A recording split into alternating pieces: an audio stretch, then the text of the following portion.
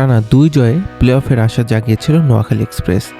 তবে ঢাকায় এসে চট্টগ্রাম রয়্যালসের কাছে হেরে বিদায় নিশ্চিত হয়েছে তাদের। নোয়াখালীর দেওয়া 127 রানের লক্ষ্যে 5 উইকেট হাতে রেখেই পেরিয়ে যায় চট্টগ্রাম। শুরুতেই ভালো ব্যাটিং করলেও নিয়মিত উইকেট হারিয়ে 126 রানে থেমে যায় নোয়াখালী। 126 রানের লক্ষ্য তারাই 29 রানের মধ্যেই 4 উইকেট হারিয়ে বিপাকে পড়ে চট্টগ্রাম। সেখান থেকে অধিনায়ক শেখ মাহেদী হাসান ও আসিফ আলীর ব্যাটে ঘুরে দাঁড়ায় দলটি। মাহেদীর 49 ও আসিফের অপরাজিত 30 রানে সহজ জয় তুলে নেয় চট্টগ্রাম। এই হারের ফলে নোয়াখালীর শেষ ম্যাচটি এখন শুধুমাত্রই আনুষ্ঠানিকতা।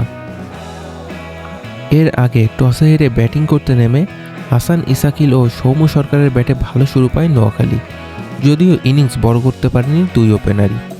সৌম্য সরকারকে থামতে হয় 14 রানে, ইসাকিল করেন 25 রান। দলের হাল ধরতে পারেনি অধিনায়ক হায়দার আলী ও হাবিবুর রহমান সোহানও। হায়দার ফেরেন 12 রানে আর সোহানের ব্যাট থেকে আসে মাত্র 11 রান। মুমিন শাহরিয়ার রান আউট হয়ে ফিরে গেছেন 1 রান করে।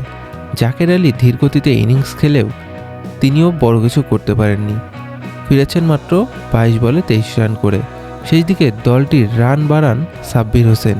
তার 19 বলে 22 রানের ইনিংসে কোনো মতে 129 রান সংগ্রহ করে নোয়াখালী।